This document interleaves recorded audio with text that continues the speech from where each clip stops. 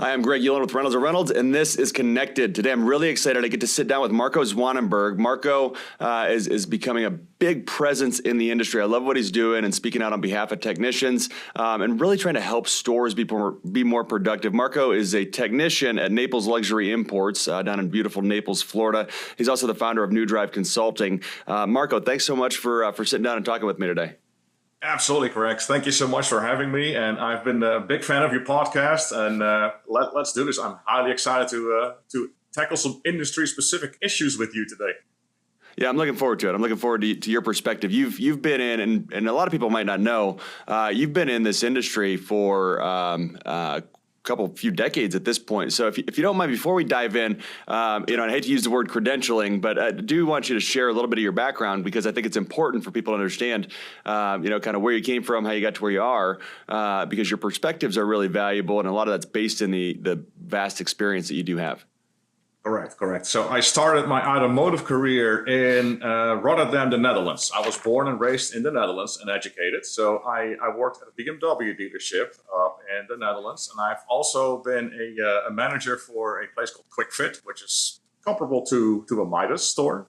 Then in 1997, I decided to let's do something different. So I packed up the little bits that I have and I moved to the US. And I've always stuck with the Highline European vehicles, both in dealerships, and I had a brief stint of a few years of being a mobile freelance technician for mostly independent stores around towns that needed assistance. Because the great thing is, being raised and educated in Europe, you get hammered multiple languages in. So I can read, speak, understand German. That helped a great deal with especially like reading live data out of vehicles. A lot of that is in German, so I had no problems with that. So it gave me invaluable input for other shops to use.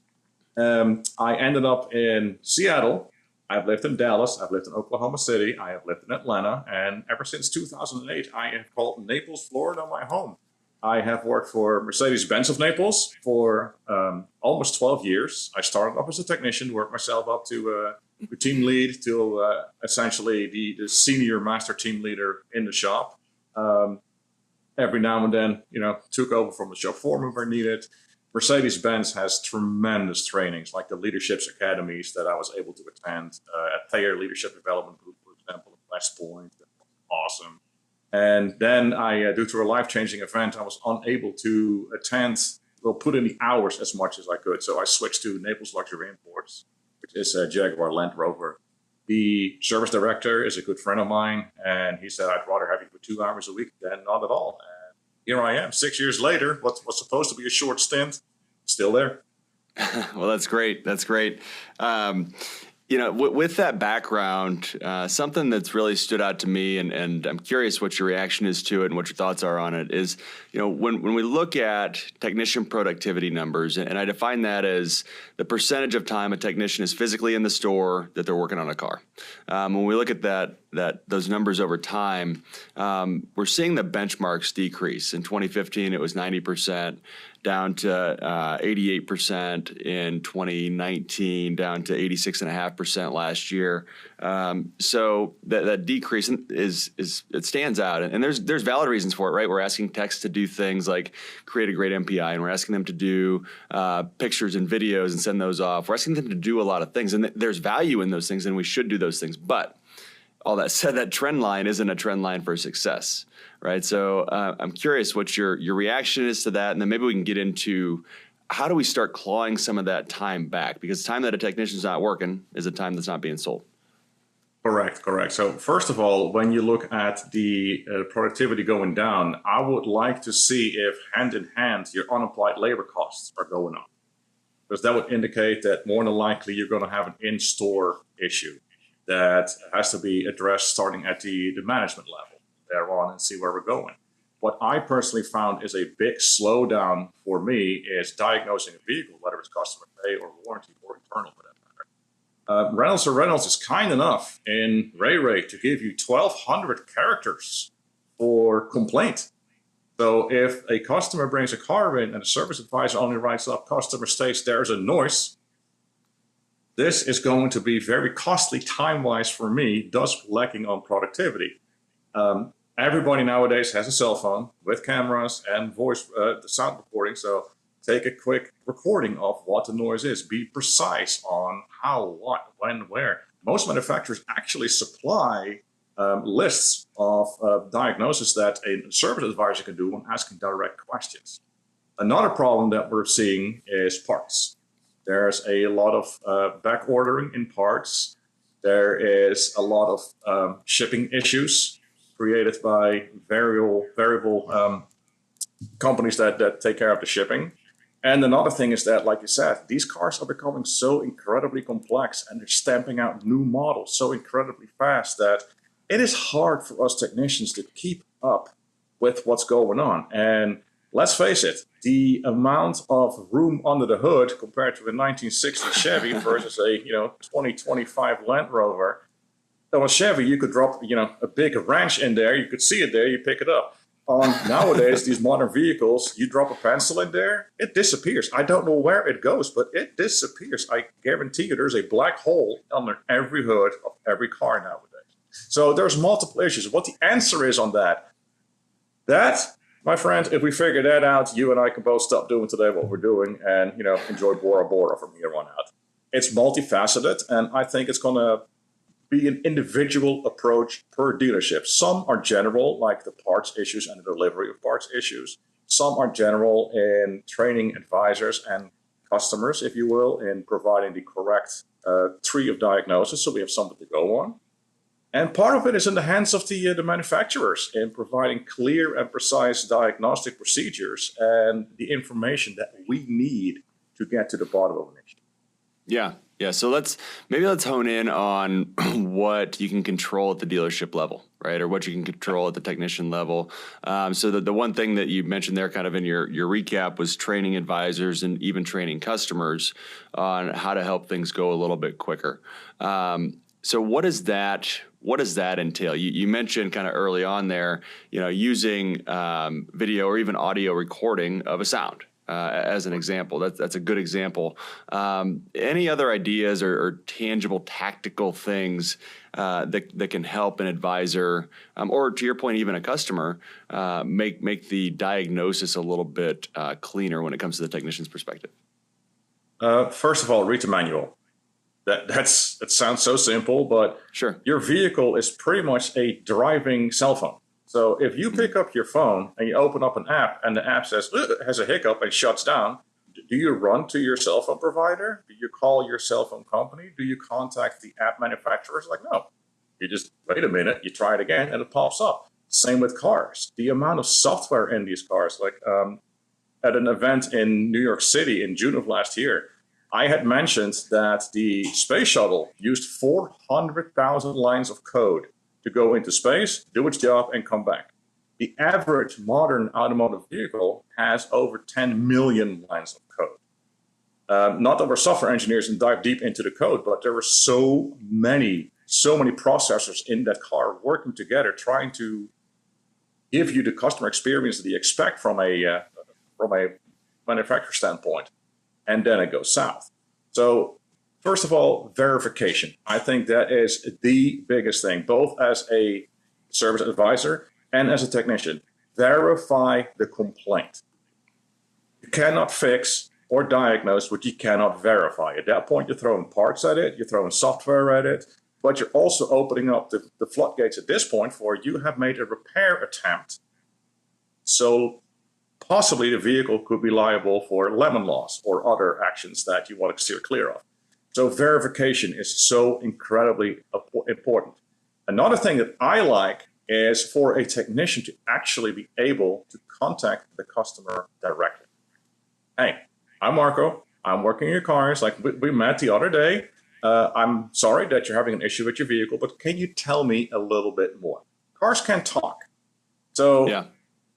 Give me direct information, because when I get in your car, say that you drive a certain model car. I see that certain model car 10, 20 times a week.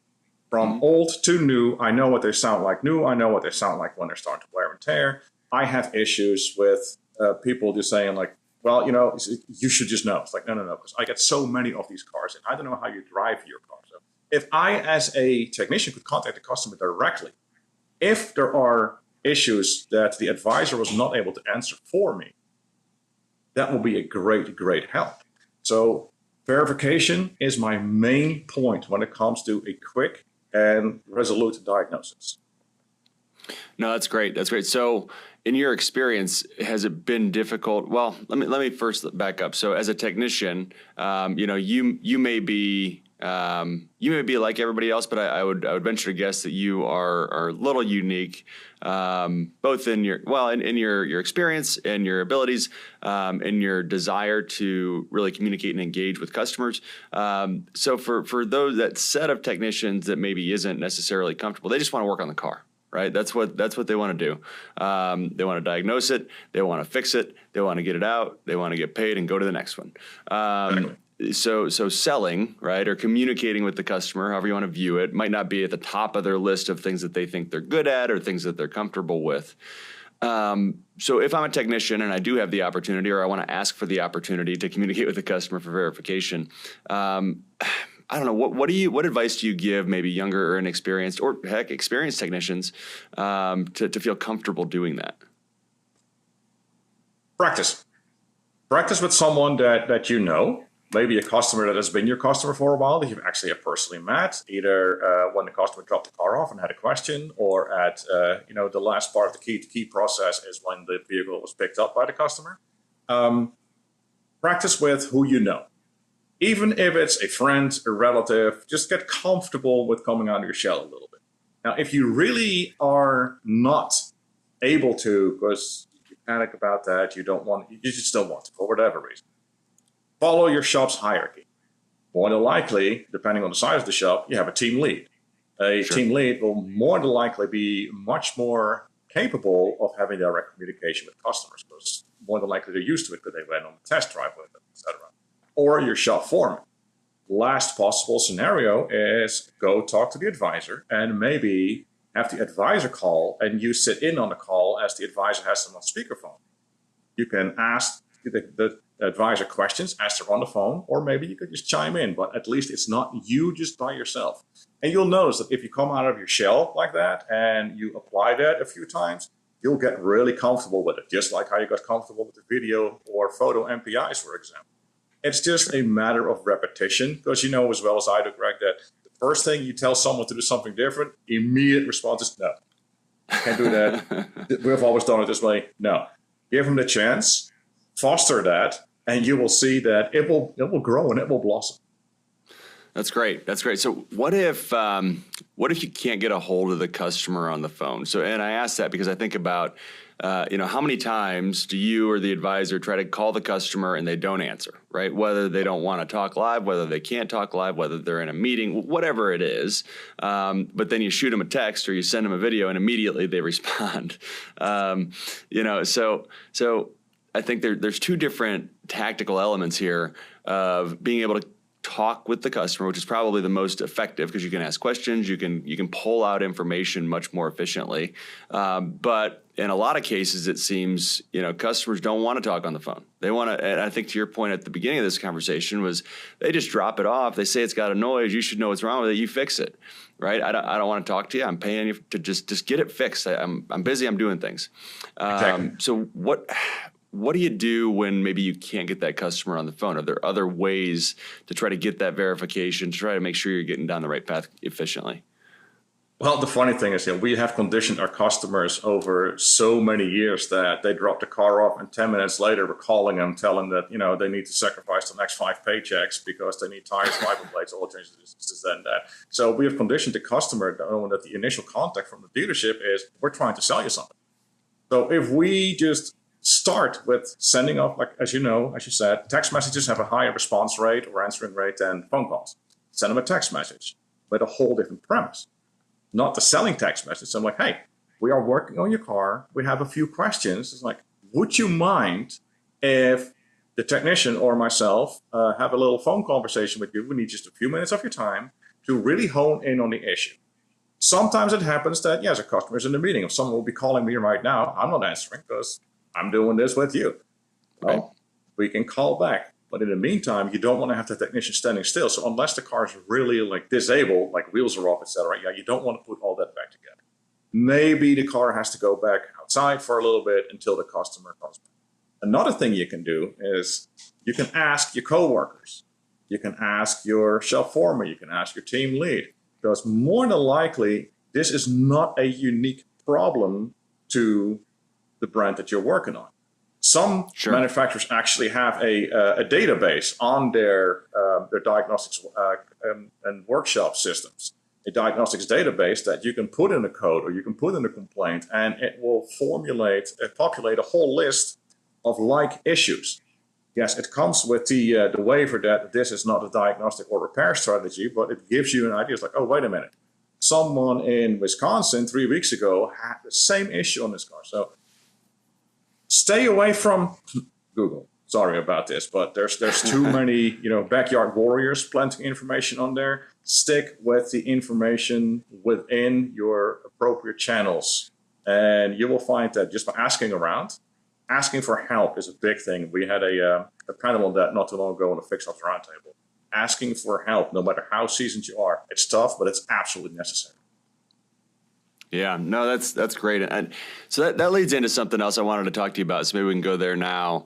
Sure. And, as we think about knowledge, so it used to be, right, a technician, whether you were a mechanic that worked out of your shop in your backyard, right? Whether you were a mechanic that worked at a facility that treated all kinds of vehicles, or whether you were a technician at a franchise car dealership, the knowledge that you obtained throughout the years is in a lot of ways what sets you apart, right? Your ability to quickly diagnose the vehicle, accurately diagnose the vehicle, and then go execute the work. That experience and knowledge is what sets you apart. And as we kind of move forward into today's world, you mentioned, using the information available. That information and that knowledge, frankly, is becoming more and more available to more and more people, and at the speed of what you can ask, right? Just verbally, I can talk into my phone and say, what can you tell me about X? So that knowledge is becoming less and less of a differentiator. So as a technician, and you think about, being able to leverage these tools, you mentioned Google, and Google's not the answer, but if you have, a database for whatever manufacturer you're working with, and you can quickly and easily find all the information, and that database can give you, top three or whatever the case might be, issues that are resulting in what you're trying to fix. What does that mean for the technician, and how much more productive they can be, right? If diagnosis is the biggest time suck and the hardest part of the job, as knowledge becomes more readily available to everybody, what impact do you see that having? Well, that's a great question. Having knowledge and being able to apply it, there's two different things. That's a good point. You can read it, you can maybe understand it, but can you execute it? Sometimes even for myself, like I look at a repair procedure and it shows a simplified view of where the issue may or may not be. I open up the hood and I go like, where? Because it is just so incredibly full in there with wires, with lines, with just the engine itself pretty much takes up like 95% of the engine compartment. So sure, having the knowledge and applying them is one thing. Second of all, manufacturers are switching so much to proprietary information. It is just not 100% out there. You are not able to scan your vehicle unless you use a generic scanner, which gives you generic answers. Well, I'd rather go to a specialist if I have a real problem, especially if you look at, the average car costs how much nowadays? $50,000, $60,000 for a little bit of car. You want to it's your second most expensive investment after your house. Sure. You want to take care of that. I personally don't believe that having this information available to the public is really hindering my capabilities as a technician to properly and successfully execute a repair and diagnostic strategy and keep paying the bills with it, to be honest. Yeah. So what about as a tech then? You think about time, and I'll just use the word wasted because I think it's hard to pick another word that's maybe appropriate, but time that could be being billed, right? So time that you could be paid for versus time that you're not being paid for because it's diagnostic time or it's whatever. So how do you see this information? And we were talking earlier. I've seen you talk a little bit about AI for technicians and how that can be applied in some use cases. So this may be a good jumping off point there too. So as a tool, right? So you have information, but you have to sift through it. You have to understand what's accurate. An example that you gave that I heard or I read you're providing is, you're laying on your back, with your head underneath the dashboard, and you're trying to figure out which color wire you need to attach to. Like that's a real use case where if you could just say, hey, which color wire do I need to go after here? How do you see that type of use case? And maybe we can get into specific use cases or ones that you would see value in. But how do you see that impacting productivity? As you're both diagnosing, but also then going and doing the repair. I see that as a huge step forward for technicians and technicians using AI. As you mentioned, like the manufacturer's information system.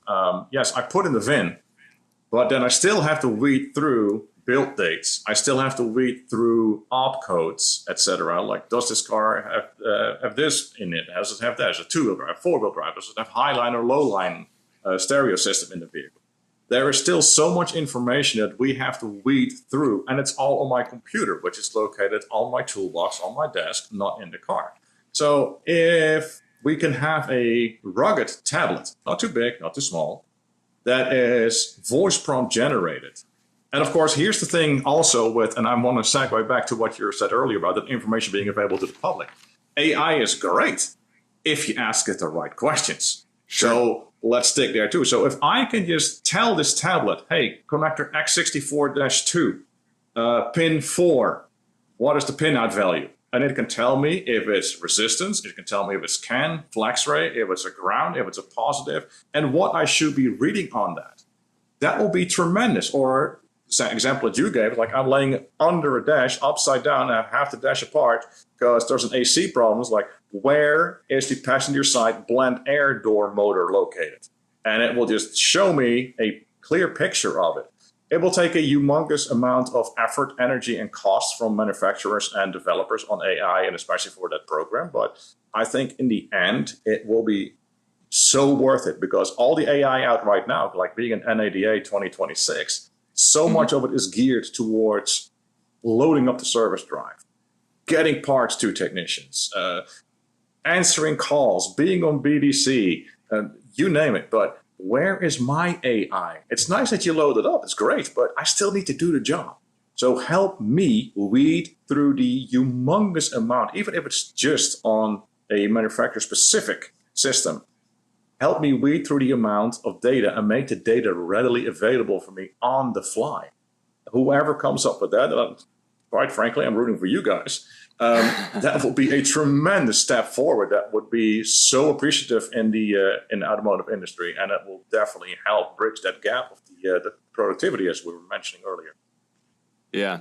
Do you see that? I mean, I kind of envision it as a per manufacturer database, and maybe that's the wrong way to look at it. But just historically, the way manufacturers have really needed to have their own processes, it's almost been a requirement, right? You look at simple things like parts catalogs going way back when, right? And you look at more complex things like, vehicle diagnostics, and then everything in between and everything going forward. To your point, manufacturers all do it differently, right? And they iterate really, really quickly. It's not like, there's a GM small block 305, right, in a ton of different models and vehicles for 20 years anymore. That just doesn't happen.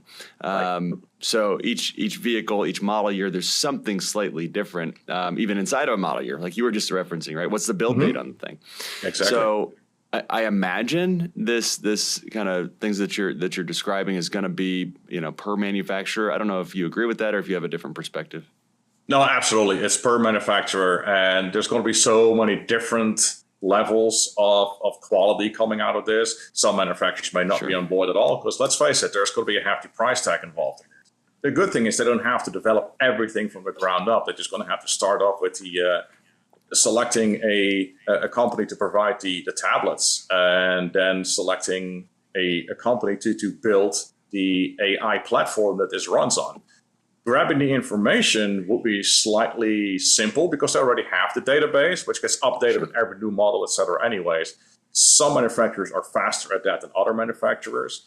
But if we can just use an AI agent to pick through VIN splits, to pick through build ranges, to make sure that the car that I'm working on, and yes, sometimes it's gonna involve manual input from the user.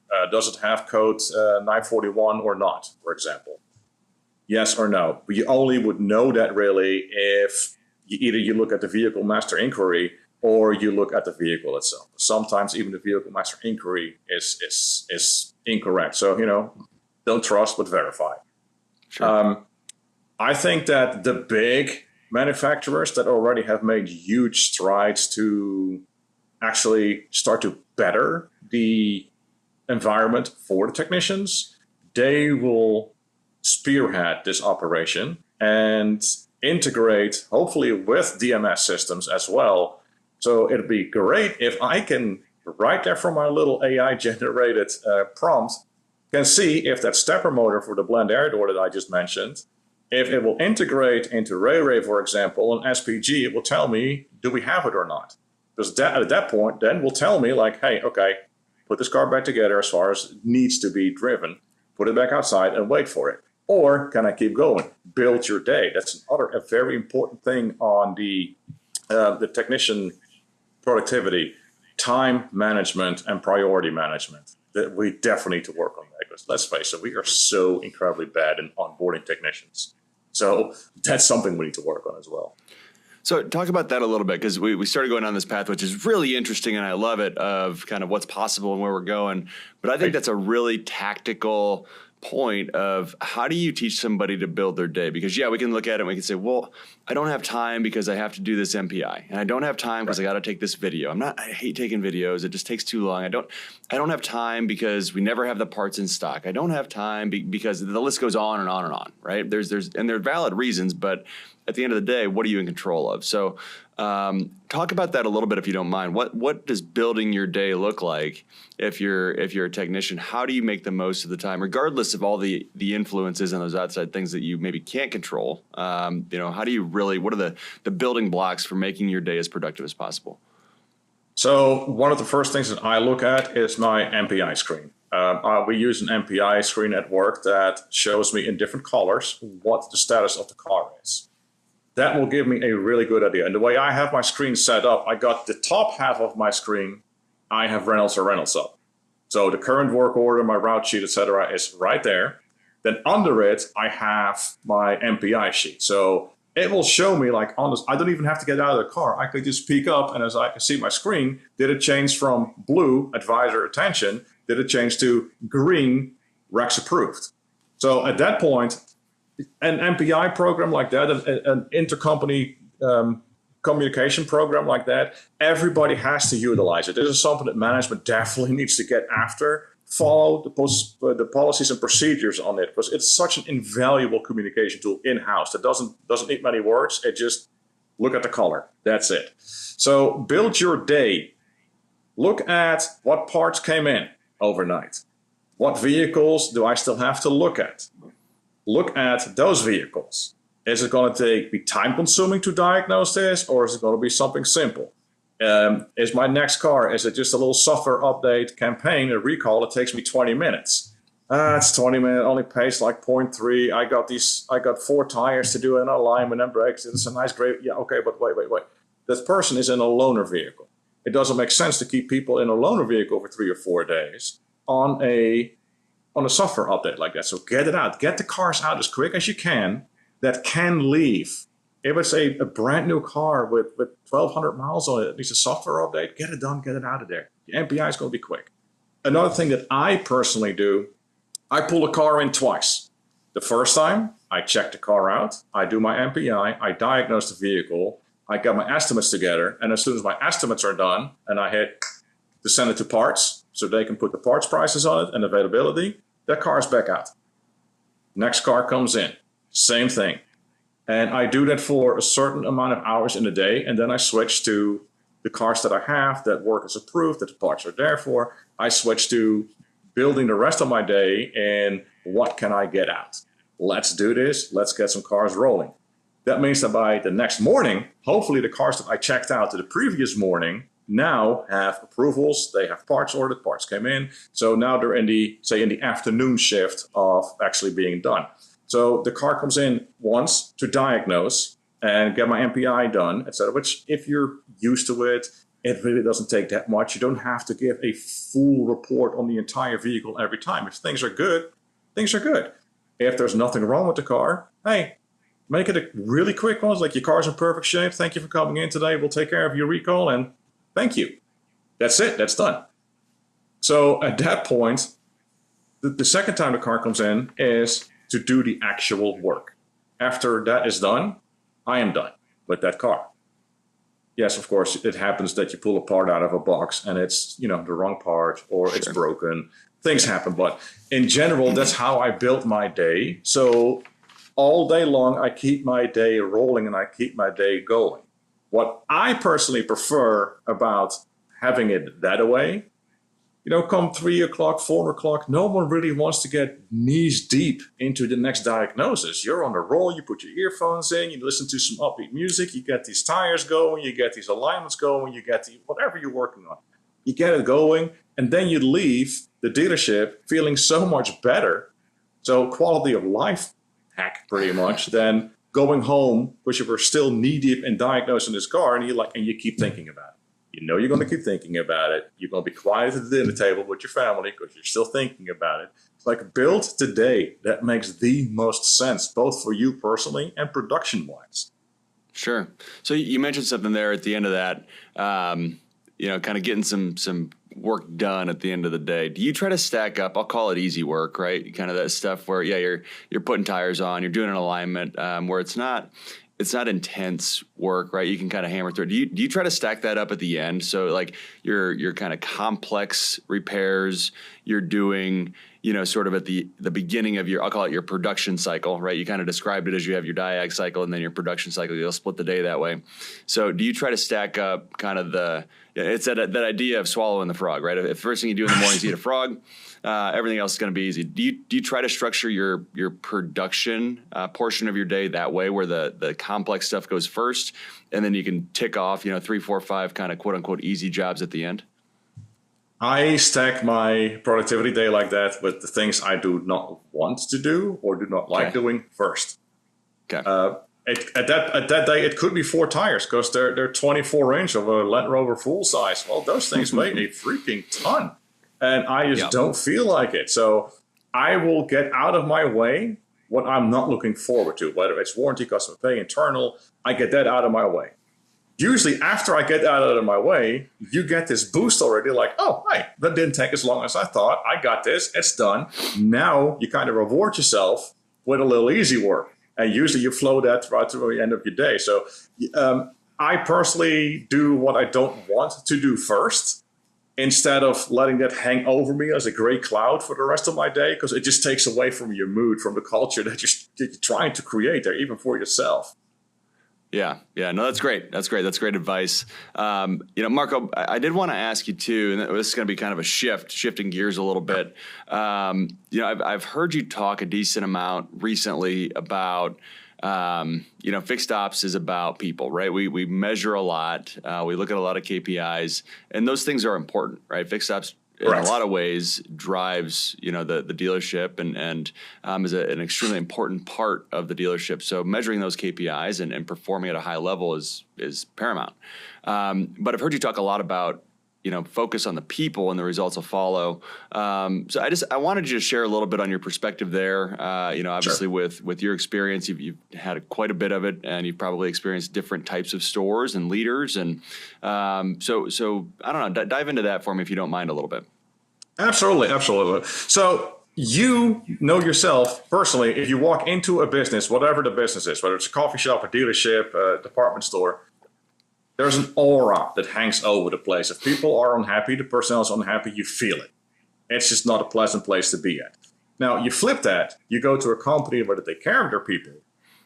You feel that too. You're instantly in a better mood. Better mood makes for better spending. Better spending makes for, the better the KPIs look. So I look at the KPIs as like absolutely necessary. KPIs, metrics are necessary, like you and I talked about that at Amplify in Dallas last year about the golden metrics, which is, fantastic, and love going over that. But we got to understand that KPIs are a symptom of what's going on in your organization. So in this case, I'll stick with the technicians. It is so important that we recognize each and every individual that's part of all the cogs in a clock. You take one out or one slips and the whole operation is off. And unfortunately, just like happiness, like laughter, negativity spreads as well. So we need to, and I know managers, I'm sorry, I know you're all already overloaded with a million and one things, so you don't really want to hear this, but being able to be personable with your personnel, we got to find out what is someone's purpose for being there. Because it's really hard to align everybody on the work floor to the goal of the organization. What is the purpose of each individual? It's much easier to fulfill someone's purpose than fulfill a directive, a goal set by management. So have a little chat with these people. Don't be afraid of walking. This is what I love about my dealership, from the service manager to the director to the GM. They walk through the shop. They know your name. They know your situation. They know your family life. They know what's going on. Not because we're complaining or just pouring our hearts out to them every day. It's not because of genuine interest. And this is one of the reasons why I'm still there, because the organization behind it. Is it perfect? No, absolutely not. Will it ever be perfect? Nope. Thank God it will not happen. But one of the best groups I've ever worked for is I'm currently there. So it's the personability. Like I like to call it, leverage the emotional intelligence of people to cultivate personal and professional growth. And that eventually, if people start performing individually better, they start bringing up the entire organization. At the end of the day, making the manager's jobs much, much easier, and your KPIs will reflect that. Yeah, no, that's a great perspective, and I appreciate you sharing that. It's always good to remember, right, that this is a people business, right? You have people, you have processes, and you have tools, and it's kind of in that order. And the people are the ones that are going to execute, whether we're talking about technicians, whether we're talking about salespeople, whether we're talking about somebody in the business office or anybody else in the store. It's a people business, and people got to go deliver. So it's a good perspective to remember. Well, Marco, I appreciate you taking time. I want to be obviously respectful of your time. I understand you got a little time off because of that injury that you had not too long ago, but you have plenty to dig into. So before we do hop off, though, I mean, is there anything, Marco, that you wanted to talk about that we didn't touch on, or anything that I should have asked you that I didn't today? I think that it is so important as an industry, both as on the dealership level, as in the vendor level, as in, having guys like Reynolds, for example, which is a huge part of the automotive industry. I think it's so important that we all realize that we have to work together. Start collaborating, start working together, start listening more. And this sounds really weird, but, don't put the dollar first. Put the objective first. And you'll see that the money will follow. So I think it's so important that instead of, everybody fighting each other and everybody just trying to be, the next best thing, why don't we just collaborate? Because at the end of the day, it's the customer that pays the price. But at the end of the day, it's the customer that pays our bills. So we have to remain transparent. We have to remain direct. We have to remain respectful of our customers' time, whether it's sales, whether it's service. And I think we're doing a great job at it, but we need to really huddle and perfect this. That's why I said 2025 was the year of measurement. 2026 is going to be the year of implementation of everything that we measured. 2027, we're going to perfect that. And in 2028, we're going to come up with something else. Because, as automotive folks, we'll always think about the next best thing. That's right. That's right. It's what makes this industry great. Well, one of the many things that makes this industry great, but we certainly don't stand still. Nope. No, we do not. All right. Well, Marco Zwanenberg, thank you so much for joining me. I really appreciate the conversation. I appreciate the time. We'll have to do it again sometime. You mentioned Amplify a couple times. Hopefully we'll see you again this year in San Diego. Planning on it. So I'm looking forward to shaking hands with you, Derek and Greg, and thank you so much for having me on. Absolutely. Thank you. Absolutely. Well, what a great conversation with Marco Zwanenberg. I really appreciate him coming on. He's certainly busy, but his insights and experience are invaluable. I love getting that kind of end user, that technician perspective. It's important to remember that those are the folks that are doing the work every day, day in and day out. So big thank you to Marco. I hope you got a lot out of that conversation like I did. Before we hop off, don't forget you can watch or listen to all episodes of Connected on YouTube, Apple, and Spotify podcasts. And make sure to hit subscribe so you're notified every other week when new episodes are released. Thanks so much. We'll see you in 2 weeks.